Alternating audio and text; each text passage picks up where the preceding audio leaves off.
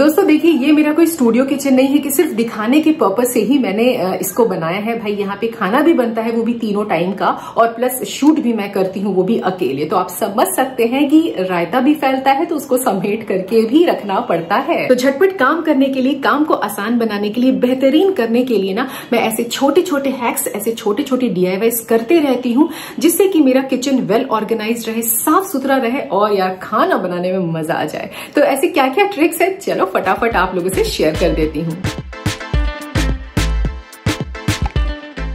सबसे इंपॉर्टेंट चीज दोस्तों, अगर आप अभी भी नमक, अचार या कोई भी खट्टी चीज प्लास्टिक के कंटेनर या नॉर्मल जो स्टील का कंटेनर आता है उसमें रखते हो ना, तो बंद कर दीजिए रखना। एक तो बहुत ज्यादा हानिकारक हो जाते हैं, प्लस रिएक्शन की वजह से ना अपने हेल्थ को काफी नुकसान पहुंचाते हैं। तो सबसे बेस्ट है या तो आप शीशे का कंटेनर इस्तेमाल कर लीजिए। अगर आप नमक रखने के लिए यूज कर रहे हैं तो अगेन मैं आपको यही बोलूंगी, नमक में ना कोरोसिव प्रॉपर्टी होता है।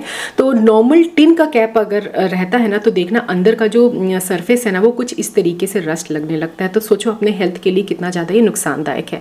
तो इसको रिप्लेस करके आप क्या कर सकते हो, नमक स्टोर कर सकते हो ऐसे जार में जिसका जो लिड है वो वुडन का बना रहे, या तो सिंपली आप कुछ इस तरीके के सिरामिक जार्स भी यूज कर सकते हैं। तो ऐसे जार को आप इजीली अपने कैबिनेट के एक साइड पे रख सकते हैं। और इसी मैंने अलग अलग पिकल्स भर करके रखे हैं।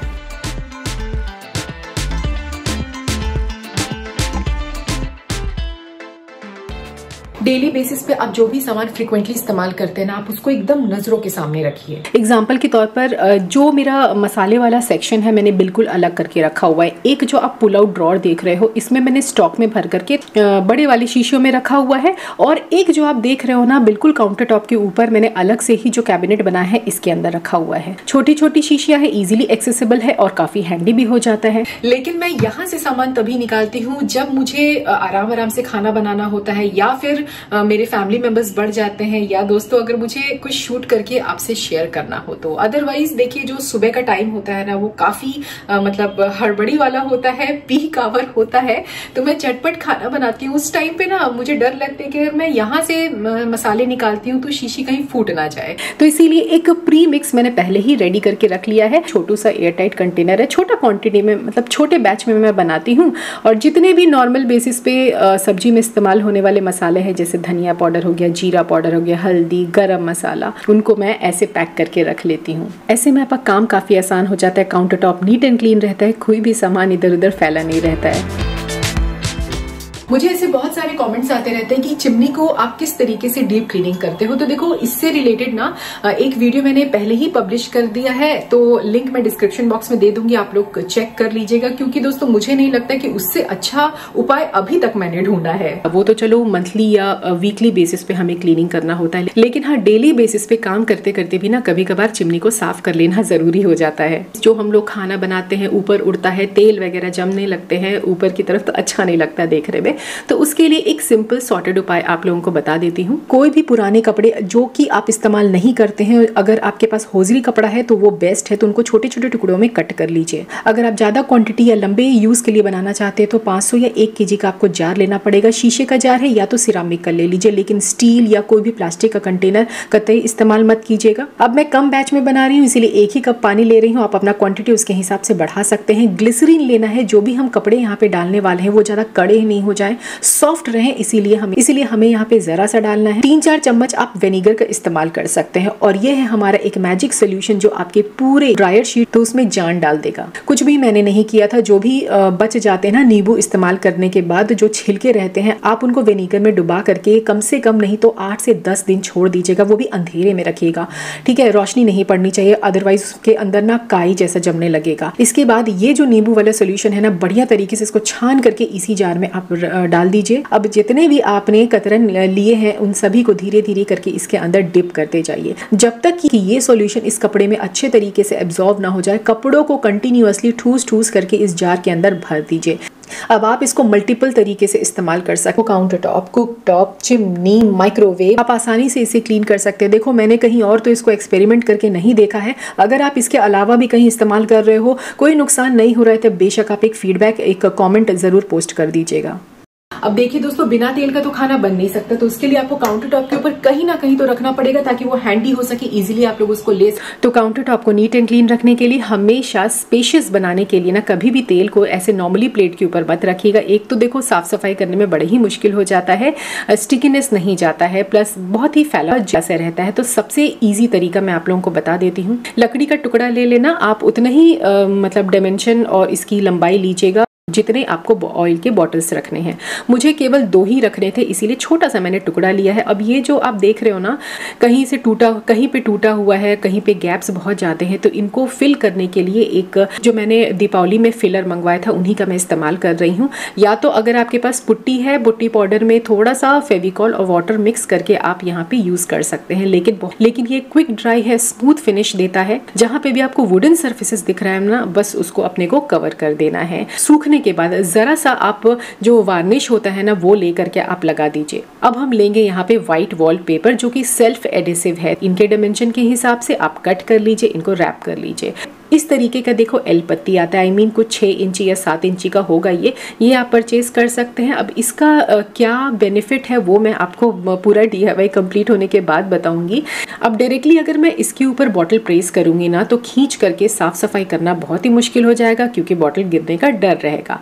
तो इसके लिए क्या करना है, जो मोबाइल बॉक्स होल्डर आप देख रहे हो एम्प्टी है ये, इसको मैं रैप कर दे रही हूँ वही वॉलपेपर से। व्हाइट है, देखने में भी अच्छा लगेगा। इनके डायमेंशन के हिसाब से इसको कट कर लीजिए, स्टिक कर लीजिए चारों तरफ से। अंदर की तरफ भी अगर आप लगा दोगे ना, तो लुक बड़ा ही अच्छा आ जाता है। अब मैं बेस के ऊपर इसको स्टिक कर दूंगी। चाहे तो फेविकॉल ले लीजिए या जो भी इपोक्सी ग्लू आपके पास आता है आप वो ले सकते हैं।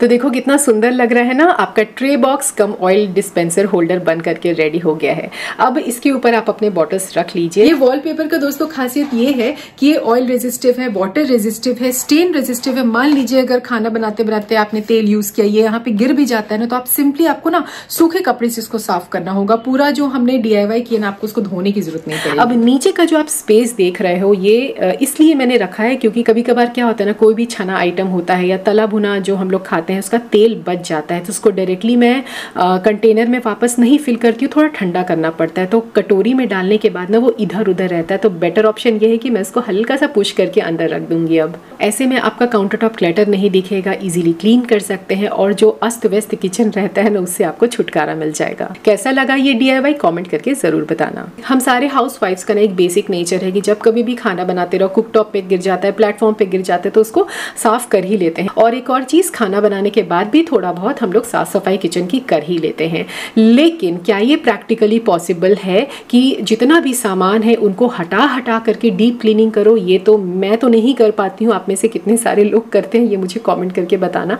तो उसके लिए ना कोशिश करो कि आप लोग सामान को हैंग करके रखो। प्लेटफॉर्म में काफी स्पेस मिलेगा, सफाई अच्छे से हो जाती है। और अगर कॉर्नर में कोई भी शेल्फ ऐसा इस्तेमाल करते हो तो प्लेटफॉर्म और ऑब्जेक्ट के बीच में ना काफी स्पेस होना चाहिए, ताकि आपको बार बार खींच करके पूरे एरिया को साफ करने की जरूरत ना पड़े। जैसे मैंने ये DIY किया हुआ था, एक जो मेरे पास ड्राई फ्रूट का बॉक्स था ना, उसी से मैंने स्टोरेज कम इस तरीके का शेल्फ बना करके रखा हुआ है। तो सबसे अच्छा एडवांटेज क्या है ये DIY का, कि सारा सामान मुझे बेकिंग का यहीं से मिल जाता है। और दूसरी बात यह है कि मेरा काम भी काफी आसान बना देता है, टाइम टेकिंग नहीं रहता है। देखो कितना स्पेस है, इजीली मैं यहाँ पे हाथ फेर लेती हूँ, एक बार हो जाता है मेरा काउंटर टॉप क्लीन। सेम इसी तरीके से देखो मैंने DIY राइजर बनाया था, जिसके ऊपर मैंने स्पून होल्डर रखा हुआ है ना। कम मेहनत में आपकी सफाई भी अच्छी खासी हो जाती है। यूजुअली क्या होता है कि हमारे पास ऐसे जार्स होते हैं जिनके डायमेंशन, जिनका हाइट, जिनका जो चौड़ाई होता है एक ही जैसा होता है, तो सामान निकालने में ना कई बार प्रॉब्लम हो जाता है। तो अचानक से हम लोग यूं ही रिप्लेस नहीं कर सकते हैं। तो बेटर ऑप्शन ये है कि आप ना DIY राइजर बना सकते हैं।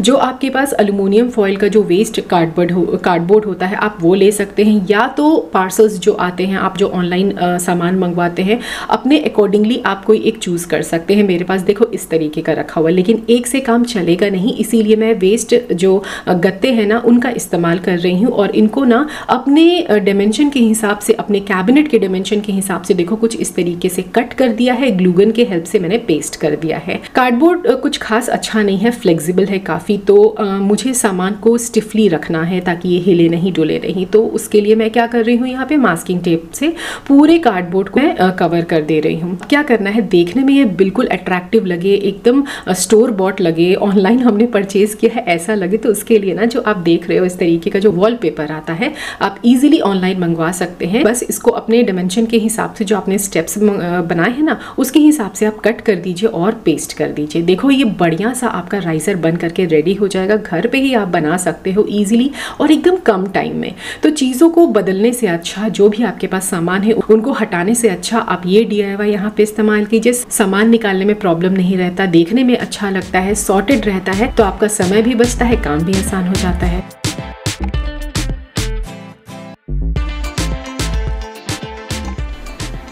मेरे किचन के अंदर एक सिरामिक का सिंक है। इसके जस्ट नीचे का जो कैबिनेट है, आप में से बहुत सारे लोग पूछ रहे थे कि प्रिया आप इसके अंदर क्या रखते हो। तो चूंकि ये मॉइस्टी एरिया है, मैं ज़्यादा कुछ तो इसमें रख नहीं सकती हूँ। तो पहले जब मैं DMart जाती थी तो बहुत सारे ग्रॉसरी बैग्स मेरे पास हो गए थे, मैं परचेज करके लेकर आ जाती थी, लेकिन अब नहीं खरीदती हूँ।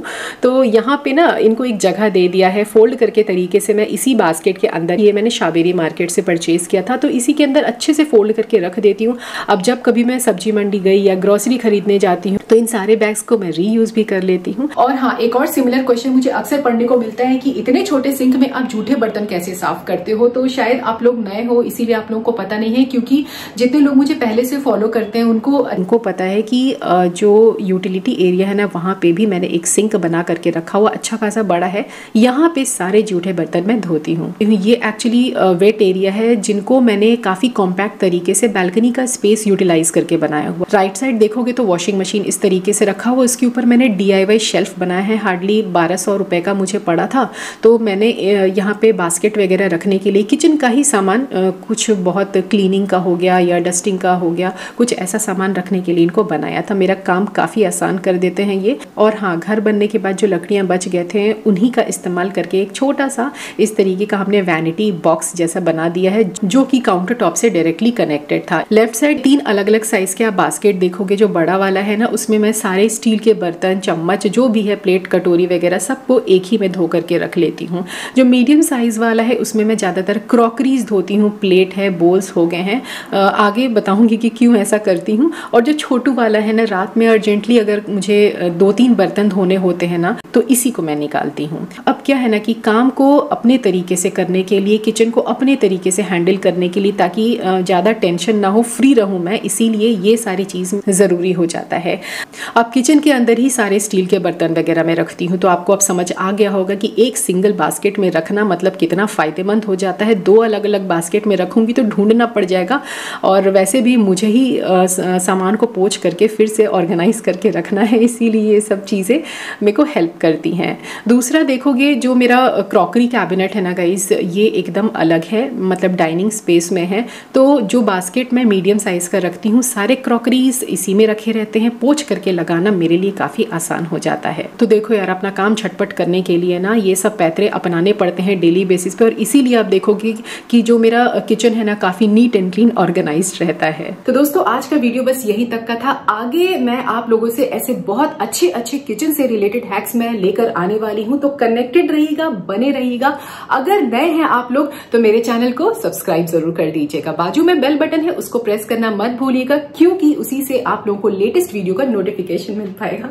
चलो फिर मिलते हैं नेक्स्ट वीडियो में। Children take care, bye bye. And ठंड आ गई है तो अपना ध्यान भाई बड़े अच्छे से रखिएगा।